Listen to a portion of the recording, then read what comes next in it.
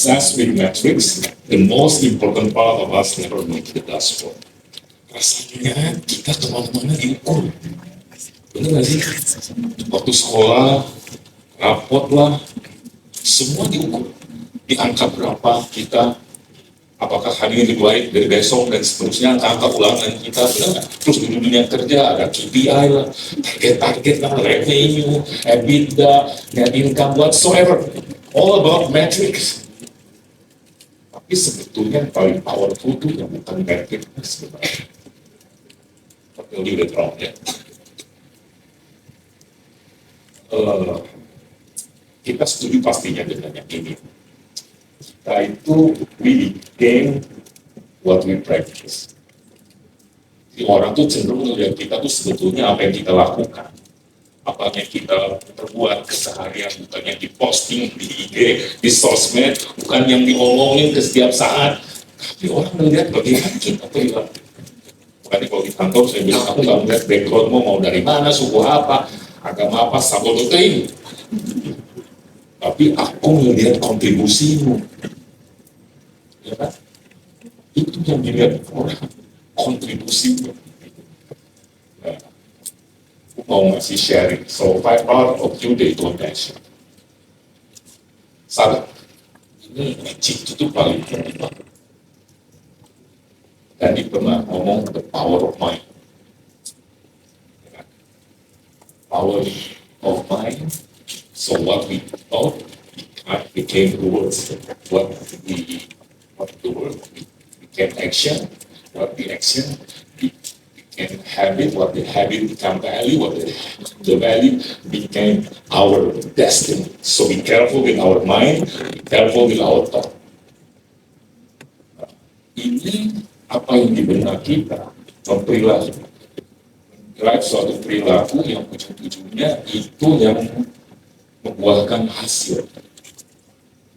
Sebetulnya itu yang membuahkan hasil, bukan angka-angka yang tadi disebut metric sebenarnya.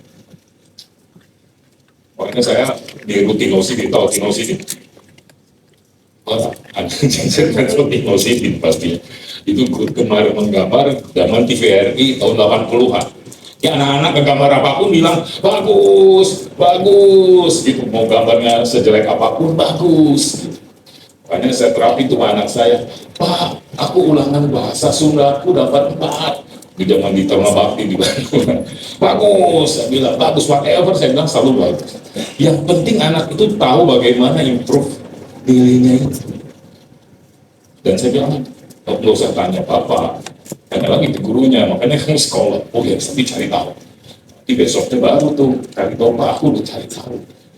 Kekurangannya di situ, di sini, aku harus perbaiki. Nah, attitude ini yang mendriving seseorang, gitu ya. Nah, beberapa hal saya poin di sini, stressing bahwa yang namanya pinter itu belakangan sebenarnya, skill juga belakangan. Saya udah lama banget jadi direktur HR perusahaan-perusahaan besar. Saya nggak melihat lagi orang anak itu pinter, anugerah bagus itu. Tapi mostnya adalah anak ini punya attitude yang baik. Perilakunya baik nggak? Itu tuh yang didahulukan buat company. Karena itu modal utamanya itu. Kompetensi itu apalagi zaman hari ini bisa dipelajari. Tapi perilaku yang baik itu yang seperti apa? Show leadership, responsibility, respect itu modal di mana menghormati orang dan sebagainya. Perilaku yang defensif, menghindari, selalu excuse gitu ya. Nah itu perilaku yang memang harus kita hindari. Dan beberapa hal ciri-ciri tertentu yang harus kita tunjukkan. Kita tuh jadi orang nanti ibarat produk tuh teman-teman. Saya sering nasihatin anak muda gitu. Nasihat saya gini, kamu find your uniqueness. Apa pembeda kamu dengan temanmu? Mulai dari sekolah nih, teman-teman lagi kuliah nih. Apa bedanya saya sama si Dadri, sama Didin, sama Didu, sama Dida? What's our positive thing? You should find out. Bukan buat sombong dalam diri aja, dalami itu kelebihannya. Karena Tuhan menciptakan kita dengan segala kelebihan dan kekurangan. Makanya saya bilang, jangan pernah ada tinggi hati, Jangan pula rendah hati, nggak ada yang perlu dipilih hati, karena nggak ada yang perlu hati. Just be yourself. Tapi you should find out your strength. Dan attitude itu yang menjadi paling penting di teman-teman. Ini kan yang menarik lagi. Ini start before ready. Orang-orang yang kayak gini, saya bisa kasih contoh Michael Jordan. Michael Jordan pernah ngomong di pertandingan sesungguhnya itu pada saat berlatih. Pada saat bertandingnya, itu pesta orang. Keseriusan orang berlatih itu yang nggak di-measure, yang kayak saya bikin kalau kaitannya ada beberapa yang nggak bisa jadi natural. Keseriusan kita di dalam mempersiapkan sesuatu. Jadi dulu sebelum belajarnya, kalau orang luar biasa berlatih gitu ya, kita udah siap. Anytime the game is ready. So start before ready. Kalau orang Chicago ditanya, are you ready? Yes, I was born ready. Start before ready. Ini lebih apa nih? Start before ready. Nah, untuk memulai itu ya udah, jangan mikir nunggu sempurna, start from small, start from now, start dari diri kita. Intinya kita harus memulai yang lebih baik. Kalau orang bilang kaizennya continuous improvement, hari ini harus lebih baik dari kemarin. Nah, hal-hal itu tuh yang harus didalami teman-teman. Saya di kantor gini, kalau ada pimpinan nggak pernah ngumpulin anak buah, at least on weekly basis, aku jiakin itu pimpinan. Aneh soalnya, benar nggak? Kita tuh at least harus dibiasakan mereview tuh teman-teman. Kalau on weekly meeting nih, what have we done so far in a week? Apa sih yang kita kerjakan selama seminggu? Terus pertanyaan kedua, is there any space to be improved? Itu saya wajibkan tuh teman-teman di kantor, di mana kepada tim saya. Jawab dua pertanyaan itu at least on weekly basis. Karena you should find out any space to be improved. Kalau bekerja gitu terus ya. Dari dulu juga udah begitu, udah paling sebel ya kalau ada orang begitu. Orang-orang yang punya semangat spirit hebat itu yang sebetulnya yang nggak keukur, tapi itu yang luar biasa membekali kita ke masa depan. Tapi poinnya show, ya buktikan jangan cuma don't tell orang itu begitu. Nextnya coachability, feedback ready. Jadi orang katanya harus gampang orang mendekat ke kita. Kita harus selalu punya coachability yang dapat feedback ready. Ada orang yang dengan segala kelebihannya, overconfidence-nya yang luar biasa, terus orang dia nggak membuka diri untuk menerima feedback. Nah, yang coachability ini orang kecenderungannya selalu membuka diri untuk masukan, terima feedback, ya kan? Orang yang overconfident, saya banyak banget ngalamin di yang kerja gitu. Banyak sekarang anak muda yang melejit gitu ya, luar biasa karirnya, tapi di sisi lain dia IQ-nya lemah banget. IQ-nya tinggi tapi IQ-nya keteteran.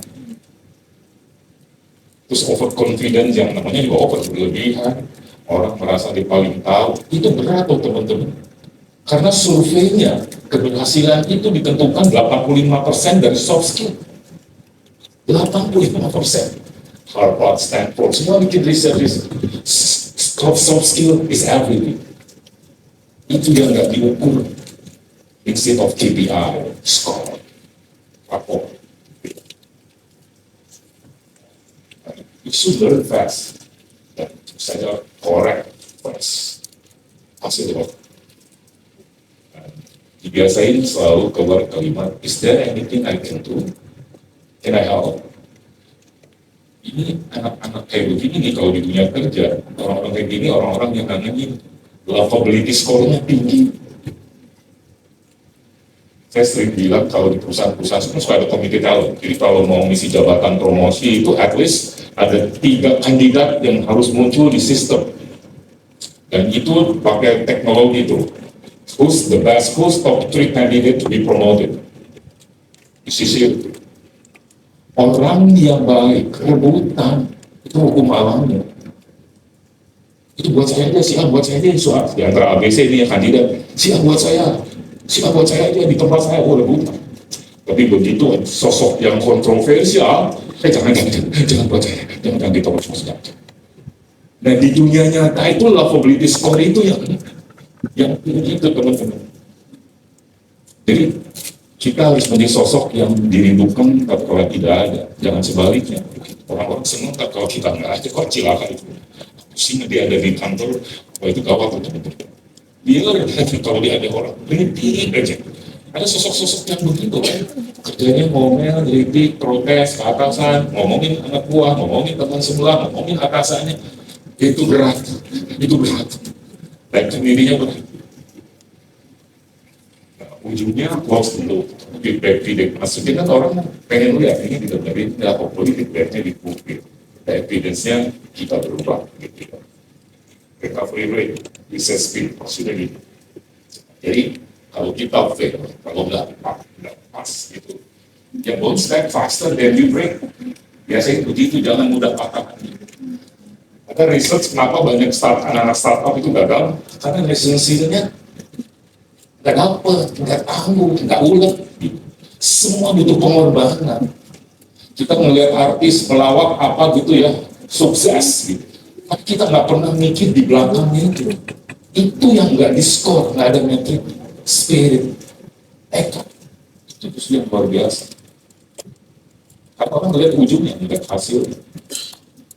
Pernah nggak kepikiran ada pelawak, terus berhasil membuat kita ketawa, padahal dia lagi duka di rumahnya? Pernah ya? Itu profesionalisme, dia tampil perform, bikin orang ketawa. Ya? Di belakang layarnya itu nggak pernah diukur orang. Dan every day, actually is beautiful day kan sebenarnya. Nah, once kita ketemukan bad day, ya apa-apa. Tapi yang bad day tidak sama dengan bad way. Pasti ada bagus. Kalau di main golf, hari ini gue gak terus. Jangan pernah semangat siapa-siapa depan lebih bagus terus skornya. Nah, relationship gravity ini penting, teman. Saya bilang tadi lovability, likability, itu yang bikin orang lebih trust-nya muncul. Ini contoh access with authority. Aku suka banget kalimat access with authority. Tidak harus punya power, otoritas untuk menginfluence orang. Ada kalau kita menjadi sosok yang bisa menginfluence orang, sehingga orang yang punya power bisa melaksanakan advice itu. Dan people always say yes to who they like and trust. Saya percaya banget itu. Kalau dasarnya orang yang lovable tinggi, orang pasti iya aja. Sebaliknya kalau kita udah sebel, dia mau bikin balik berbuat baik, kita tetap aja nggak suka kita kan. That's trust. Biasakan 70-30 itu. Kita di sosok yang lebih banyak mendengar, biasa itu. Kemanapun ada teman kita curhat, dengerin 70%. Dan lihatin keseriusan. Baru 30% insya Allah. Nah, sekarang kita pikir ini, buat kita nih, teman-teman, apalagi adik-adik yang dunia kerja, so create a mission dashboard. Contoh, count in less 2 minutes. Jadi kalau ada dengerin peristiwa yang menghebohkan, ada hal yang tidak nyaman, kalau apa jangan kagetan dulu, jangan dulu panik, tenangin, tarik nafas, stay calm, less than 2 minutes. Itu ukuran-ukuran yang dalam diri aja, baru bereaksi. Karena teman-teman, emosi itu tidak pernah selamanya teruji dan nggak pernah selamanya sukses membuat keputusan. So stay calm. Nah itu ukuran-ukuran dalam diri. Less than 2 minutes. Contoh aja ini, saya mau ngasih contoh. Hari ini aku udah ngasih aktif respon ke seseorang seberapa banyak sih? Hari ini aku udah ngasih senyuman ke semua orang berapa banyak? Hari ini aku udah say thanks to everyone, even our kerja rumah tangga kita udah berapa kali. Kayaknya yang begitu, the magic word kayak gitu tuh penting teman-teman. Itu yang gak keukur. Ya.